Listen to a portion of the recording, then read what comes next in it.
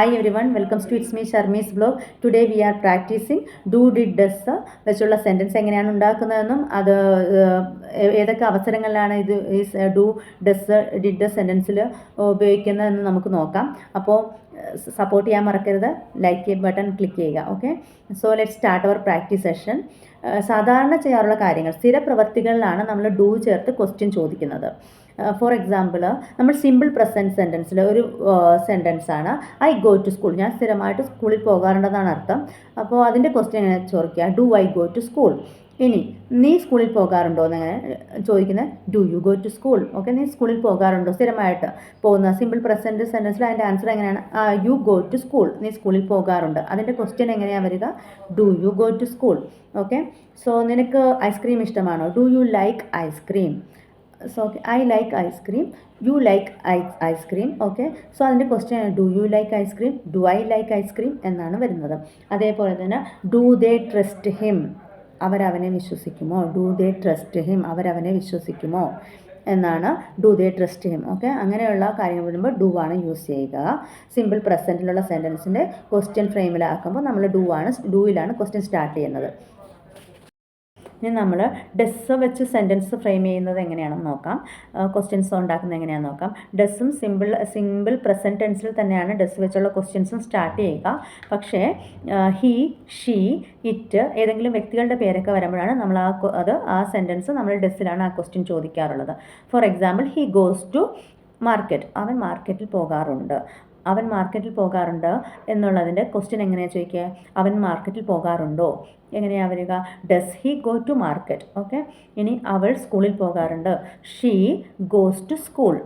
Okay, she goes to school. ഇനി അതിൻ്റെ question എങ്ങനെയാണ് ചോദിക്കുക? Does she go to school. Does she go to school. Meena Meena goes to the bank. Okay, Meena goes to the bank. Okay, Meena ബാങ്കിൽ പോകാറുണ്ട്. ഇനി അതിൻ്റെ question എങ്ങനെ?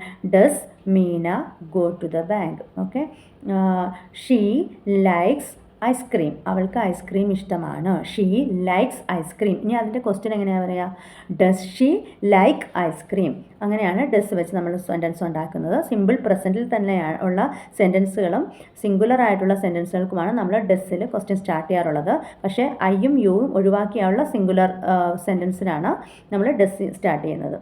ഇനി ഡിഡ് വെച്ച് നമ്മൾ ക്വസ്റ്റ്യൻ സ്റ്റാർട്ട് ചെയ്യുന്നത് എങ്ങനെയാണെന്ന് നോക്കാം. പാസ്റ്റിലുള്ള കഴിഞ്ഞ കാര്യങ്ങൾക്ക് അതിനെ ക്വസ്റ്റ്യൻ രൂപത്തിൽ ചോദിക്കുമ്പോൾ ഡിഡ് യൂസ് ചെയ്യാറുണ്ട്. നമുക്കതിൻ്റെ എക്സാമ്പിൾസ് നോക്കാം. She went there. അവൾ അവിടെ പോയി എന്നാണ് അർത്ഥം. അപ്പോൾ അതിൻ്റെ ക്വസ്റ്റ്യൻ എങ്ങനെയാണ് ചോദിക്കുക? Did she go there. വെൻറ്റിൻ്റെ ഫസ്റ്റ് ഫോമായ, ഒക്കെ ഗോയുടെ സെക്കൻഡ് ഫോം ആണല്ലോ വെൻറ്റ്. ഓക്കെ, അപ്പോൾ വെർബിൻ്റെ പിന്നെ ചേഞ്ച് ചെയ്യേണ്ട കാര്യമില്ല, വേറെ രൂപത്തിലേക്ക് ആക്കേണ്ട കാര്യമില്ല. ഫസ്റ്റ് ഫോം, വെർബിൻ്റെ ഫസ്റ്റ് ഫോമായ ഗോ തന്നെയാണ് യൂസ് ചെയ്യുക. അപ്പോൾ ഡിഡ് ഷീ ഗോ ദെയർ എന്ന് വന്നു. ഇനി അങ്ങനെയാണെങ്കിൽ next he saw him. Okay, she saw him.